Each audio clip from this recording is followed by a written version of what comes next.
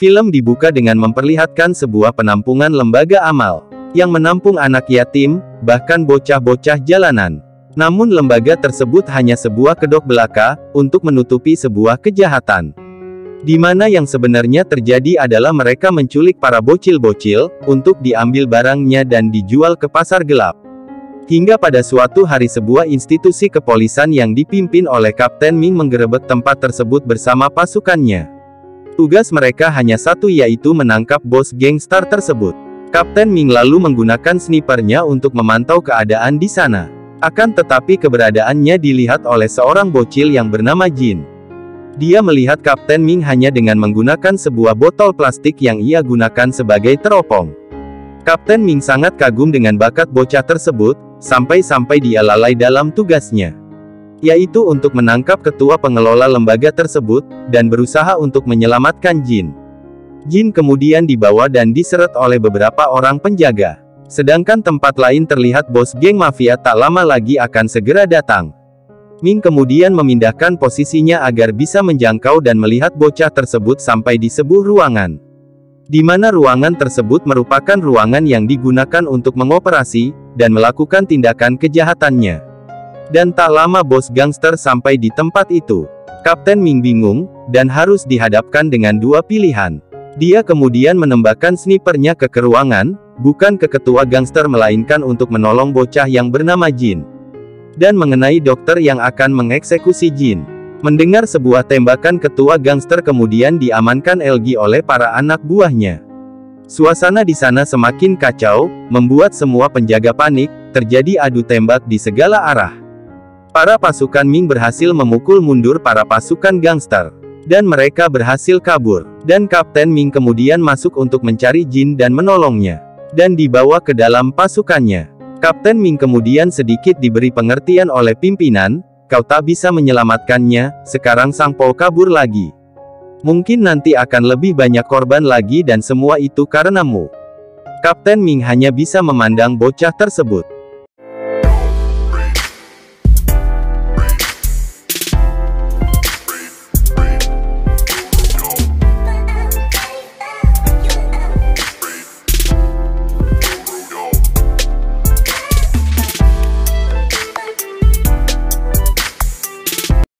Oke, kita lanjut lagi. Cerita kemudian beralih 10 tahun ke depan di mana sekarang si Jin ini sudah dewasa dan dia juga sekarang menjadi seorang sniper, berkat dididik oleh Kapten Ming. Di sebuah sesi latihan terlihat Jin tengah diberi arahan oleh Kapten Ming. Kemudian ada seekor ular yang datang dengan tiba-tiba tepat di depan Jin. Dia tetap tenang. Lalu terdengar sebuah tembakan yang mengarah ke ular tersebut dan tepat mengenainya. Dan itu dilakukan oleh seorang wanita, yang tak lain adalah senior dari Jin. Lalu malam harinya terlihat Jin dan juga si wanita tersebut diberi terlihat akan beradu ketangkasan dengan Jin. Dan dipimpin langsung oleh Kapten Ming. Mereka berdua sangat tangkas, teman-temannya memberikan sebuah semangat. Namun sayangnya Jin harus mengakui jika wanita tersebut lebih cepat darinya.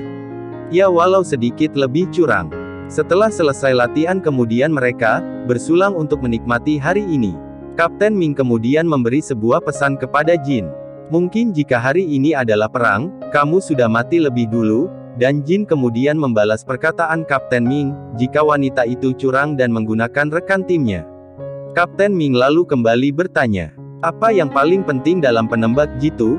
Jin kembali membalas, jika kestabilan, kesabaran, dan kemampuan tersembunyi dan bertahan hidup di lapangan. Kapten Ming lalu memberi sedikit ceramah kepada Jin, lakukanlah apapun demi bertahan hidup. Jin sebenarnya sedikit tidak setuju dengan Kapten Ming, namun dia hanya bisa terdiam. Dan mereka kemudian kembali lagi untuk menikmati malam itu.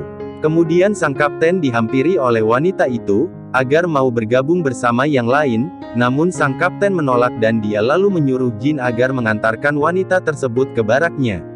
Nah, dia lalu mengerjai Jin kemudian dipukul dan dimasukkan ke dalam tong sampah.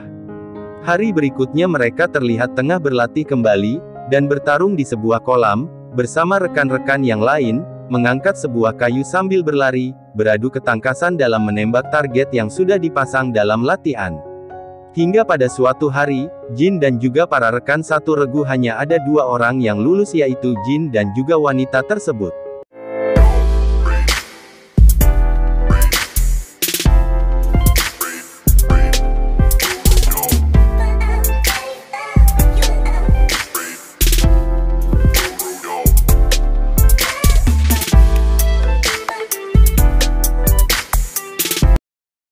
Lanjut lagi, terlihat Seomai tengah protes terhadap Kapten Ming karena Jin mendapatkan tugas untuk menangkap Sang Paou namun dirinya tidak. Yang tengah dipantau langsung oleh atasan Kapten Ming. Merentas kamera CCTV yang berada di sana. Jin kemudian meminta konfirmasi kepada markas agar segera menyergap tempat tersebut. Kembali ke markas di mana si atasan Kapten Ming ini bingung, setiap kali akan ada penyerangan Sang Paou selalu bisa melarikan diri. Dia menduga ada campur tangan atau mata-mata, yang telah memberitahu kepada geng Sang Paou. Dan Jin kemudian memberitahu kepada markas jika dirinya dan juga rekannya telah ketahuan. Kapten Ming kemudian meminta kepada Jin Tai agar mundur. Dan nyatanya memang benar jika ada campur tangan orang dalam yang selalu menggagalkan misi untuk menangkap Sang Paou, orang tersebut merusak komunikasi Jin Tai. Namun Jin Tai kemudian menyerang seorang diri. Kapten Ming kemudian meminta kepada Xiao Mai agar membentuk tim kedua, untuk menyusul Jin Tai. Namun kepala BW, menginstruksikan tak ada satu orang pun yang akan menyusul Jin Tai. Karena dia ingin mengetahui siapa yang membocorkan rahasia misi itu. Di sini sebenarnya yang membocorkan misi tersebut adalah atasan Kapten Ming. Dia ingin memfitnah Kapten Ming. Kembali ke Jin Tai, dia bergerak dengan cepat. Dan berhasil melumpuhkan seluruh anggota geng Sang Paou. Dia kemudian memberitahu kepada markas. Namun ada sebuah file yang terkirim dari anggota Sang Paou ke markas yaitu gambar Kapten Ming. Kemudian terjadi sebuah kerusuhan dalam markas. Xiao Mai kemudian diminta untuk mengambil pistol milik Kapten Ming. Xiao Mai yang tak percaya jika Kapten Ming mengkhianati, dia kemudian membantu Kapten Ming dan terjadi adu tembakan, saling serang. Jin yang mendengar suara keributan di markas dia kemudian bergegas pulang. Suasana semakin kacau, Jin Tai kemudian sampai di markas dia melihat atasan yang terluka, dan dia juga diberitahu jika Kapten Ming berkhianat. Jin kemudian mengejar Kapten Ming. Xiao Mai kemudian melawan Jin dan meminta kepada Kapten Ming agar pergi. Namun dia tak mau dan akhirnya Kapten Ming tertembak oleh Jin dan markas pun diserang oleh seseorang yang tak diketahui.